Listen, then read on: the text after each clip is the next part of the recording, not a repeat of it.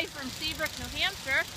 As you can see, since my last report, things are really picking up here. The winds are coming in from the south, southeast, west, something like that. The visibility very, very low. Do not need to drive, don't do it. You can see, snow's very, very deep. Driving is terrible. Visibility, horrible. Hey, wait. Oh, trying to get a report from that gentleman, but going a little too fast. Apparently, as you can see here, the visibility is very poor. The town of Seabrook, I believe, must have taken my mailbox out. So, don't drive, don't go anywhere. Enjoy the snow.